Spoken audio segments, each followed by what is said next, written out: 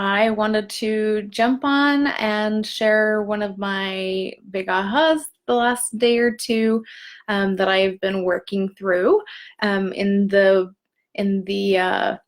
realm of finances, since that's where I'm focusing on tonight or this month. And I've found something that actually kind of surprised me because it's something that I thought that I had worked through a while back, but I didn't realize that I was applying it to my finances. So I wanted to talk about that. One of the things that we can do is we can use experiences that we create in our lives as a way to punish ourselves for wrongdoing.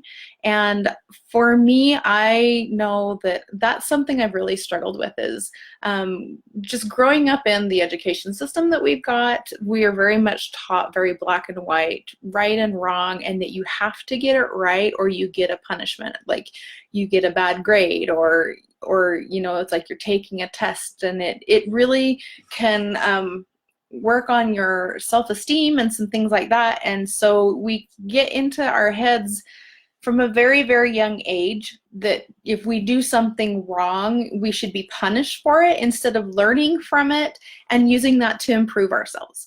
And so we can do this, and it's subconscious. I don't think it's all that common for it to be conscious for somebody to punish themselves, but it does happen. It gets super extreme, and that's when you get into the realm of self-abuse, like physically and some things like that. But what I found for me was that I have been punishing myself for some really sad parenting that I did in the early days, and well, not just the early days, pretty much from the time my son was about 2 to the time that he was like 17 and a half, probably. I call it, I was the nightmare mom. I was monster mom. It was one of those things where it was like my own traumas that were being triggered, and it was very unpredictable because I would be fine, I'd be happy, and then all of a sudden something would happen in my environment or the way that he would say something, and it would trigger me really, really badly. And I would just turn like Jekyll and Hyde, seriously, like in an instant. And I would suddenly be this really scary mom where I'm raging and screaming bloody murder at him. And I'm positive that at the time he did not know why. And when I very first had an understanding of what was going on, I realized this, and I really wanted to empower him. And so I told him, I said, if I ever do that to you again, I want you to look at me and say, Mom, this is what's going on. Like I said, I told him, it's like, tell me. It's like, I'm Tyson. And that would snap me out of it, because I was putting, like, with this trauma that I was experiencing, I was reacting to somebody else and forgetting where I was in my, presence. And so just doing that alone actually helped me pull myself out of it. He never had to use that, but it was an interesting road. And I realized as I was going through and doing my own work on my finances recently, with subconscious things that are blocking finances or hindering them, I came up and understood that one of the things that I had been doing was that I was using my financial hardships as a way to punish myself, because I still had not fully forgiven myself for putting him through that.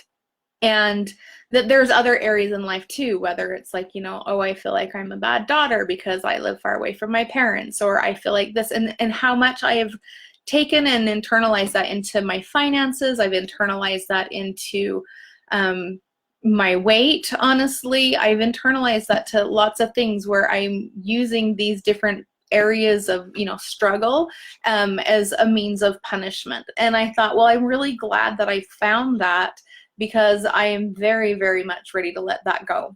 And so the first thing that we would need to do is that you forgive yourself.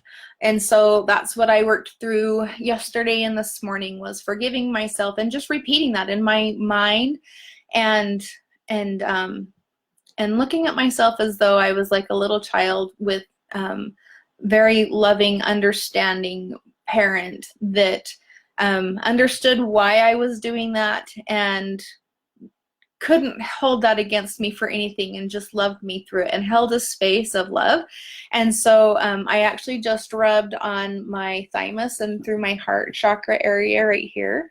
And I've just been saying, I forgive myself for creating financial difficulty and financial hardship as a way to punish myself. And I'm letting that go now. I'm allowing myself to be free from that pattern. And so that's what I've been doing. And then the second step is reaffirming that you love and accept yourself exactly where you are, because we are learning and growing. And just like you would never criticize a child who is learning to walk when they fall down, that you're very encouraging to them and you reaffirm that you love them and that they can do it and that you love and accept them exactly for the stage that they're in, because you know that that's their learning process. And we need to do that with ourselves. And so I would just say I love and accept myself as I am, and I'm choosing to love and accept myself and create a new experience with my finances or with weight or whatever it is that you're doing it with. And so this morning as I was doing that, I loved it because I was going through that process again. I did it some last night, and as I was doing it this morning, I was just feeling so opened up and just feeling so much love and peace, and feeling just, I was feeling like I'm on this euphoric high, completely honestly. And I had these thoughts come to mind, and I wanted to share them as part of this. And so this day is my creation. I plant the seeds of my experiences tomorrow in the thoughts and feelings of today. Today I choose to nourish my experiences with thoughts and feelings of love. I love and accept myself unconditionally. I especially loved the very beginning. This day is my creation. That's my opportunity to create again. And with our finances or with anything that we find that we've been using to have lack with, and so we are creating things that we don't want as a means of punishing ourselves for things that we have perceived that we've done wrong, even though maybe it wasn't wrong for us and it's somebody else's judgment that it was wrong and it's not wrong for us. We can choose again. And so the third step then is to know what it is that you want instead. What do you want to create?